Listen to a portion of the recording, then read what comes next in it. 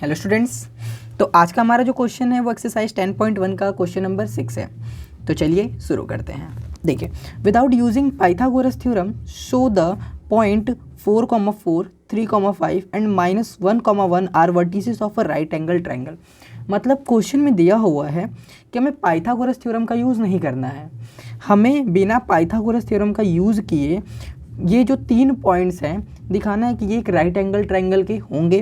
तो देखिए, अगर ये कुछ इस तरीके से गिवन हो कि यहाँ पे ये हमारा एक ट्रायंगल है जो कि राइट एंगल ट्रायंगल है, इसका एक जो पॉइंट है वो -1,1 ऐसा दिया हुआ है, एक पॉइंट जो है वो 3,5 दिया हुआ है और ये एक जो पॉइंट है वो 4,4 दिया हुआ है।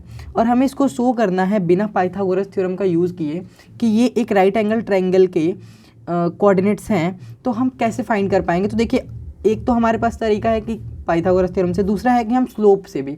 अगर हमने पढ़ा हुआ है कि किसी दो लाइंस का स्लोप m1 इंटू m2 वो -1 के इक्वल होता है, तो हम कहते हैं कि ये जो दोनों लाइंस है वो आपस में परपेंडिकुलर होंगी। ये कंडीशन हमने पढ़ा हुआ है, तो इस कंडीशन से हम इसको प्रूफ कर सकते हैं बिना पाइथागोरस थ्योरम का यूज़ किए हुए। तो इसके लिए हमें करना क्या होगा?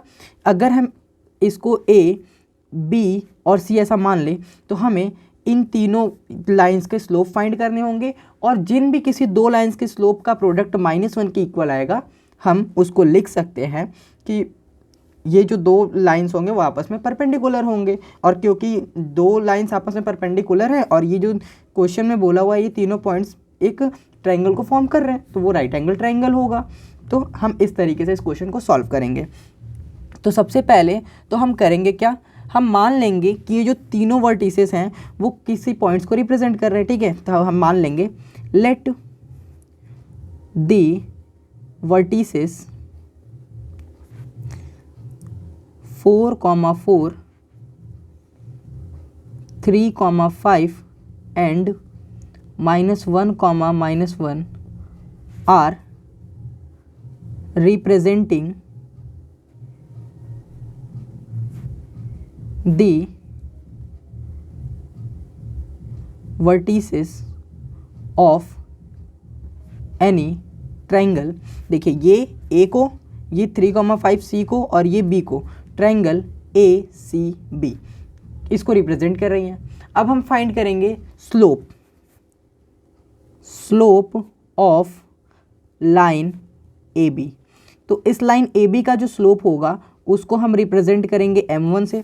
तो देखिए, इस लाइन ए बी का जो स्लोप होगा उसको हम लोग लिख सकते हैं y2, क्योंकि स्लोप का जो फॉर्मूला होता है m is equal to y2 minus y1 upon x2 minus x1।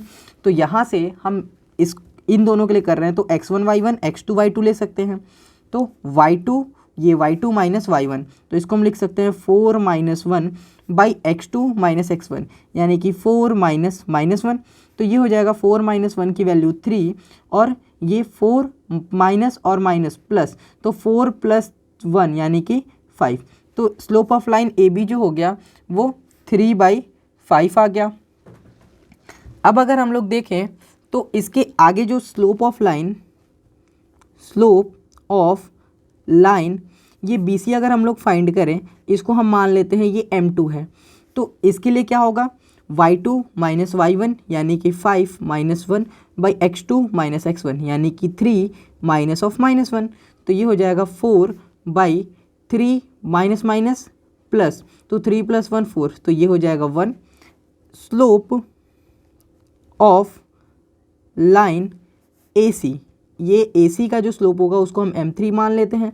तो इस टाइम पे जो स्लोप हो जाएगा वो y2 माइनस y1 यानी कि 5 - 4 बाई x2 माइनस x1 यानी 3 - 4। तो ये हो जाएगा 5 - 4 1 बाई 3 - 4 -1, जो कि आ जाएगा -1। तो अगर हम देखें तो हम ऑब्जर्व कर सकते हैं कि ये बी सी और ए सी का जो स्लोप है वो -1 आ रहा है, इनके जो स्लोप का प्रोडक्ट है वो -1 आ रहा है। तो it can be observed that m2 into m3 is equal to -1। तो इससे हम कह सकते हैं thus line segment M2 किसका था, तो देखिए M2 जो है वो ए बी सी का है, ठीक है, बी सी एंड M3 ये ए सी का है, B C and A C are perpendicular.